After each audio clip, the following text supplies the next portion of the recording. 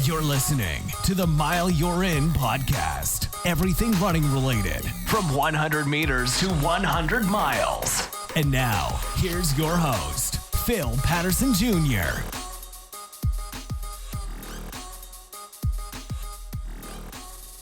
What's going on, everybody? Welcome back to another episode of the Mile You're In podcast. I got a kind of shorter one for you today, so I'll get right into the topic. But before I do that, as always, let me shout out my 3 Patreon supporters, Becky, Francine, and the anonymous supporter.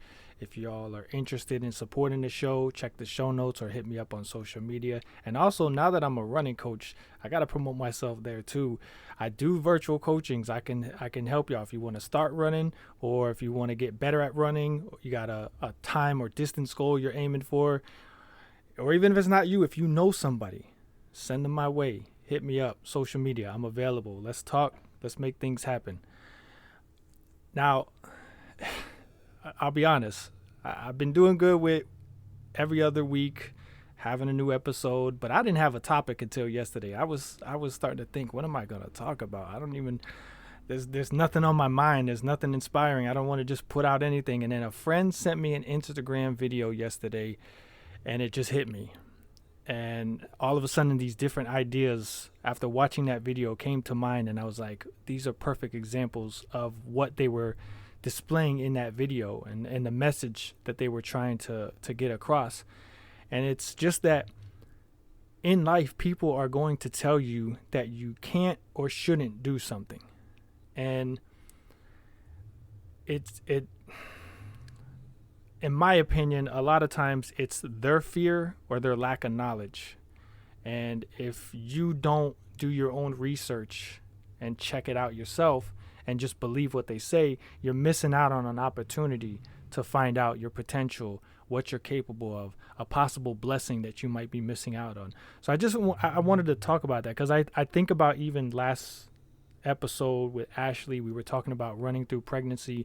And I remember before it's become more common and you see it more often, when I first started running back in 2013, I would see on message boards and social media and things like that where a woman would post videos or pictures or just talk about it.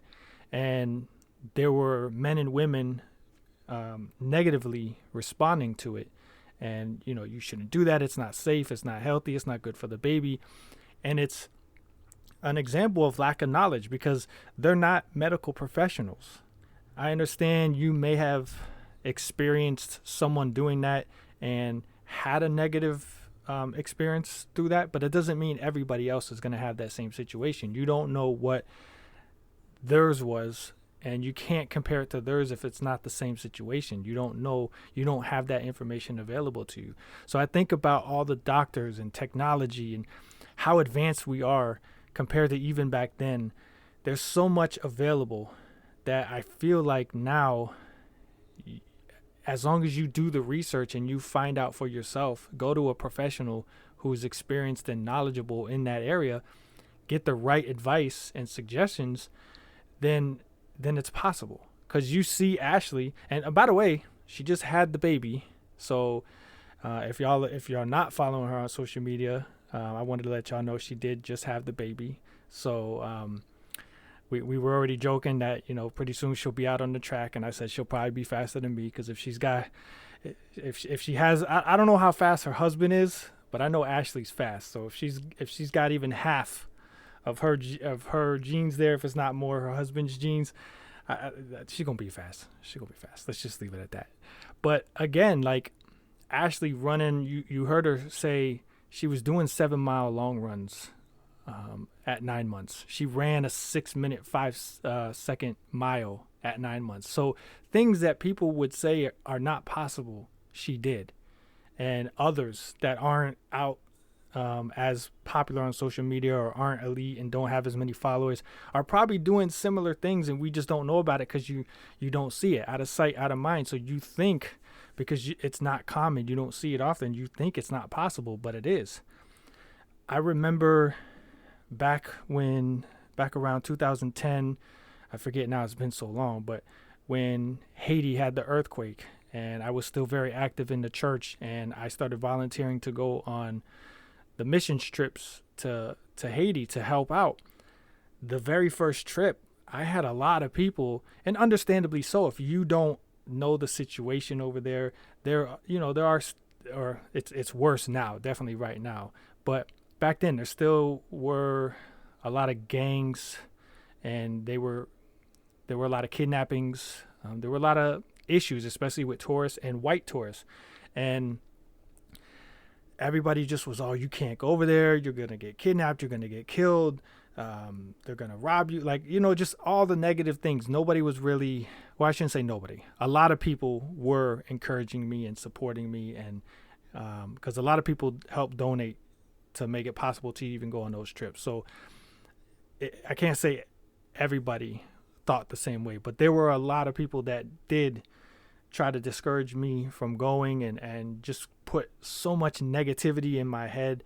And it's funny because sometimes that can affect you and sometimes it doesn't. And in that case, I just had so much faith that everything was going to be okay. I had this sense of calmness that I wasn't worried, that fear that they were putting in my head was not resonating. It was not staying there. It was in one ear, out the other, and I was fine.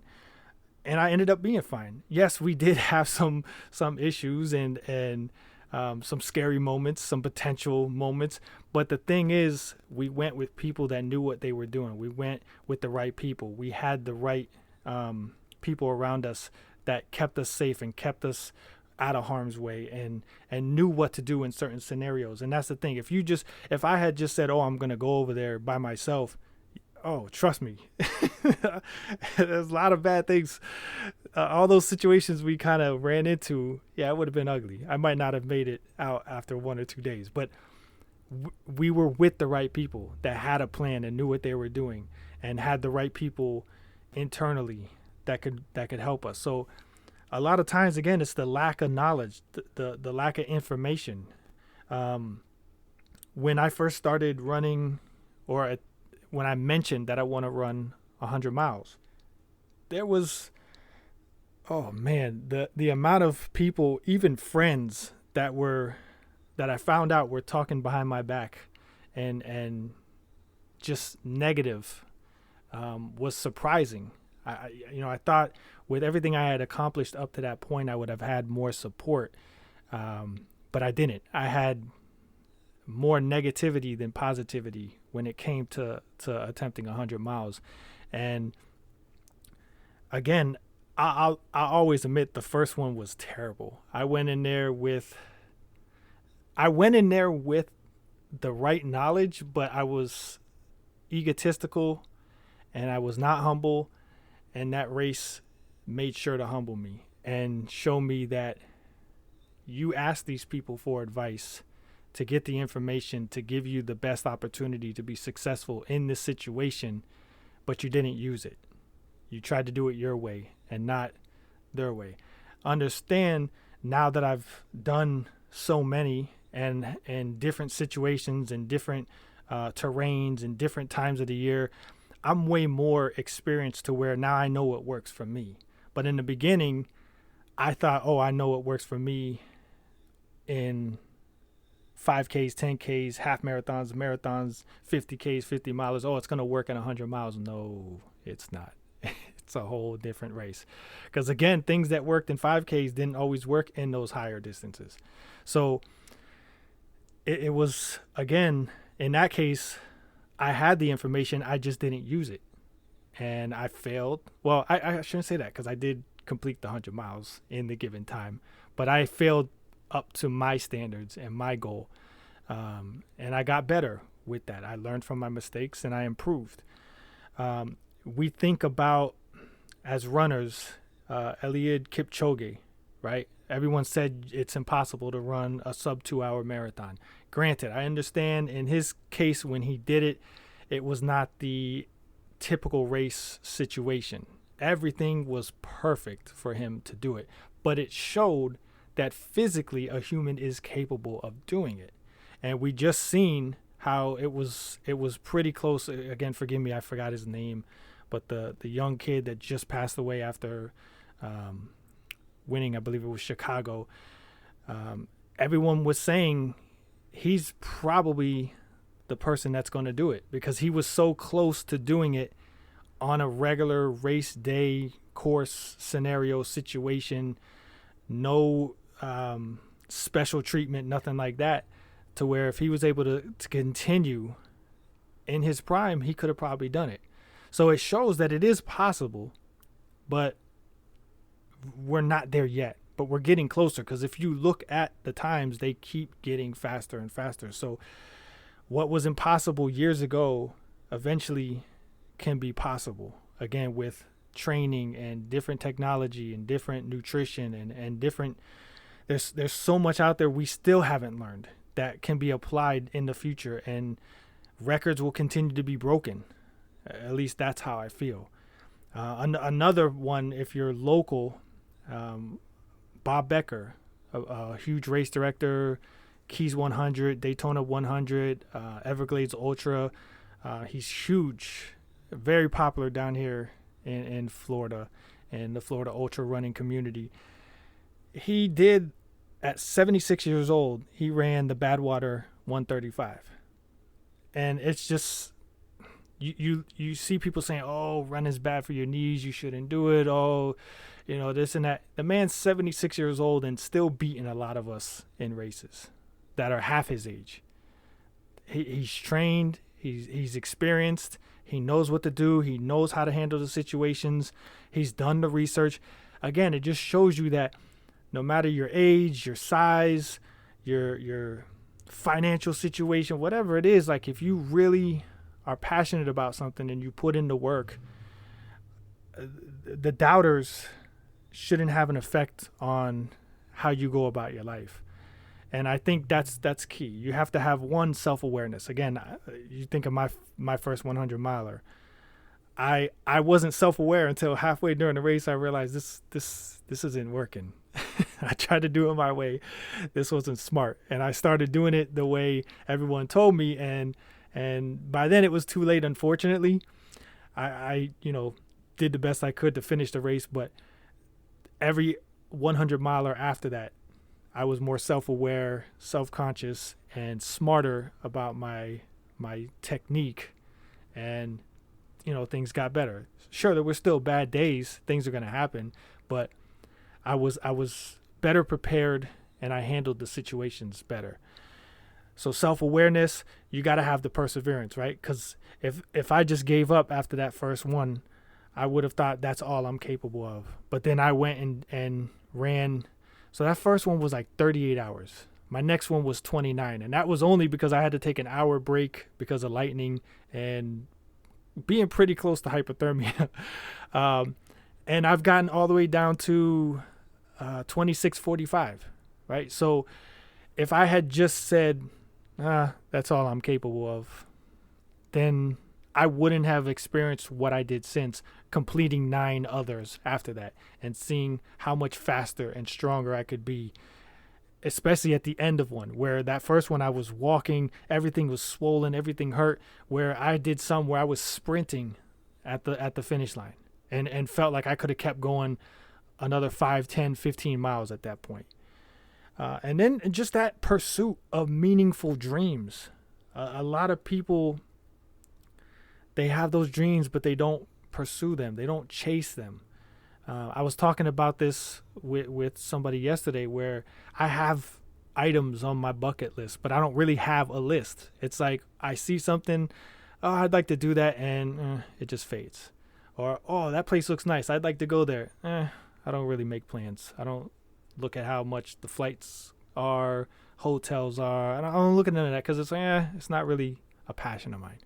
But then I saw this race that I was really interested in, and I started following it. I followed the page. I was checking the updates. I was providing feedback when they were asking what was, if it's something you're passionate about, you're going to pursue it 100%. You're not going to be lackadaisical about it and just nonchalant. You're going to put in effort to see if it's possible and make it happen. Same thing with the coaching. I had talked about it. People had encouraged me to do it. And then finally one day it just hit me. I was like, I really would like to do that. So I made the effort. I went on the site. I looked at what classes were available, what options what would be needed, what's required. And I did it. Took the class, got certified. So if there's something you want to do, it doesn't matter if somebody's telling you you can't or you shouldn't do it. It's your life. If it's your passion, go do it. You can't let other people's fear stop you from trying. If we always live in fear, we'll never experience anything. And even on top of that, without curiosity, we'd never find out what we're capable of, right? Like I never even thought about 100 miles. To me, it was just, I honestly, I didn't even know there was anything past a marathon at first. So for me, it was that's it, right? And then I found out about ultras, about 50Ks and 50 milers. I'm like, oh, that's pretty cool. I mean, 50K is not too much more than a marathon. I could do that. Then you do that, and then it's like, all right, well, it's only like 19-ish more miles to do a 50 miler. I think I could do that, and that's how it works. Like the curiosity. I wonder if I could do this. I wonder if I'm able to do this. I wonder. And that's what you have to start with. You have to have that wonder, that desire, that curiosity. If you don't have it, then, again, and there's nothing wrong with that.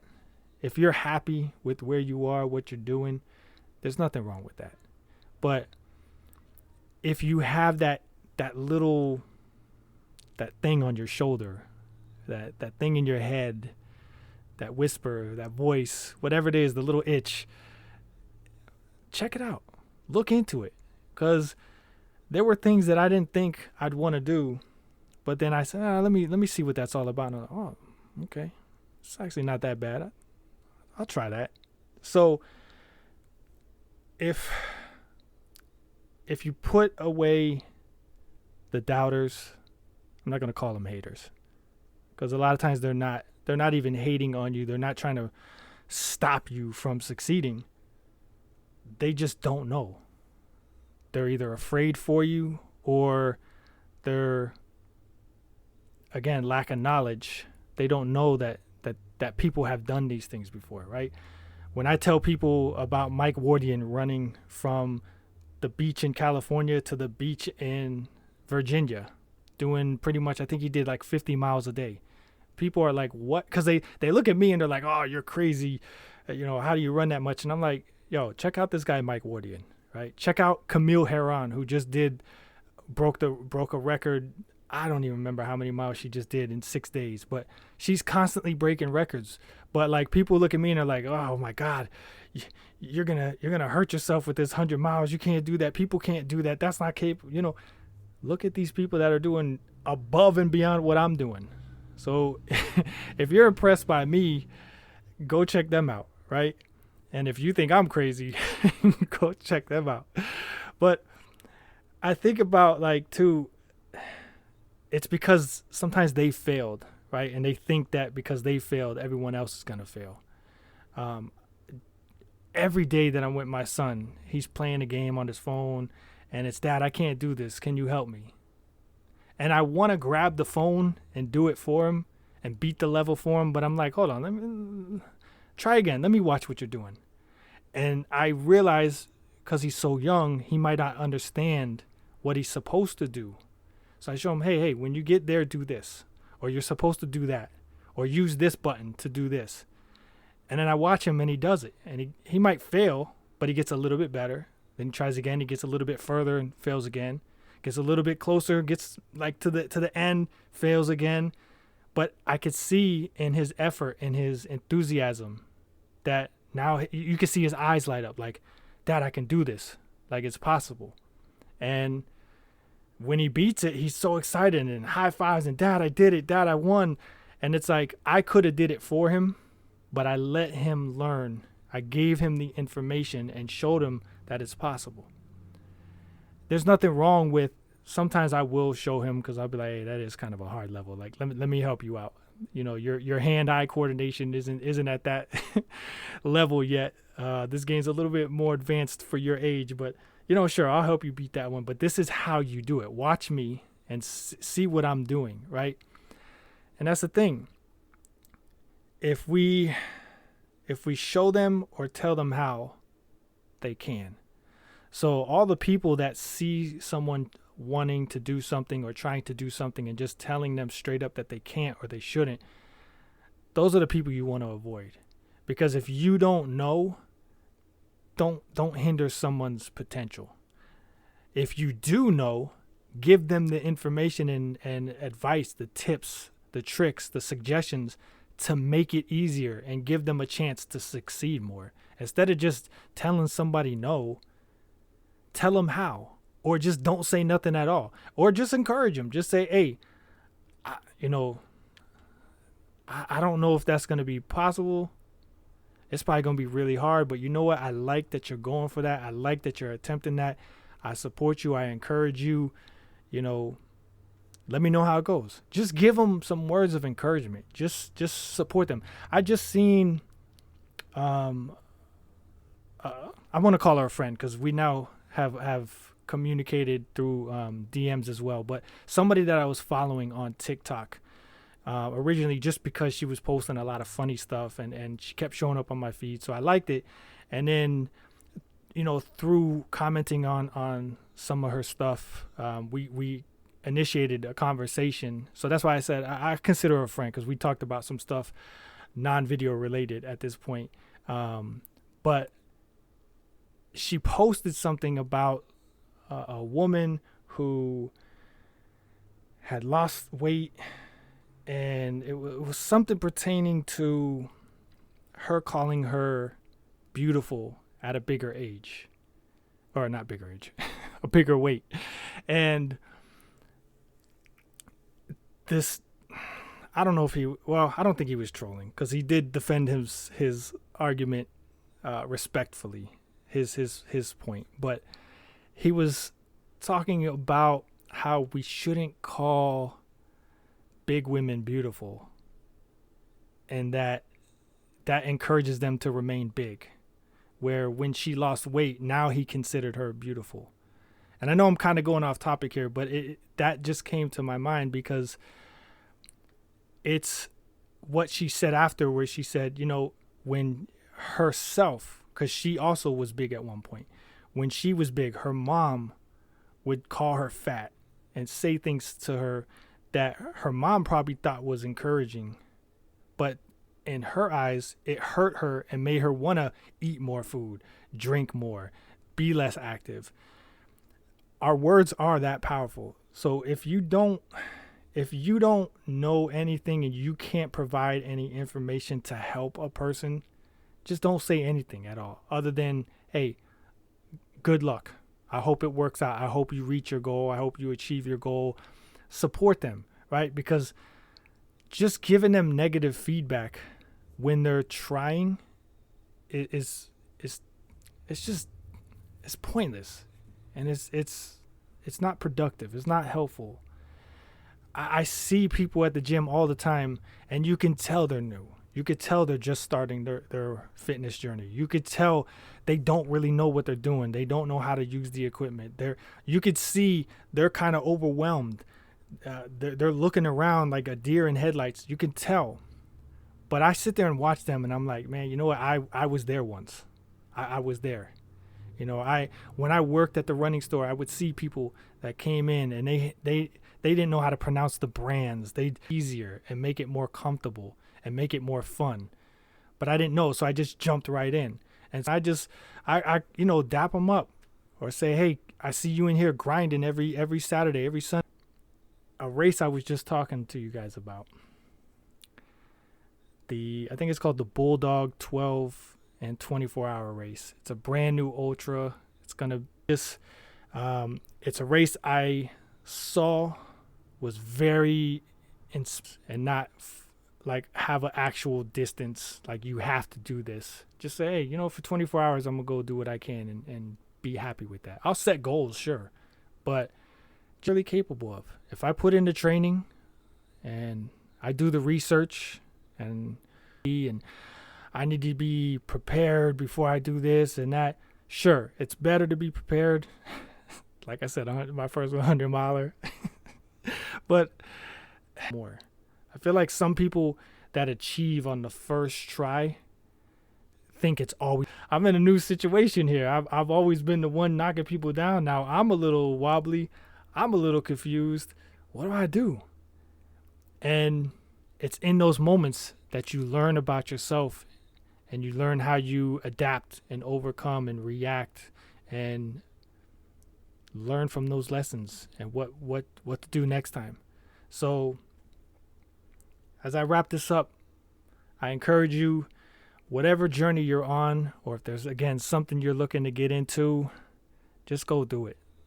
Don't procrastinate. If it's something financially, obviously, make sure you're not putting yourself at risk. But if you've done the research and you're not putting yourself in any kind of harm, danger, just go do it. Go do it. Thanks for listening to the Mile You're In podcast. If you enjoyed it, make sure to like, share, and subscribe.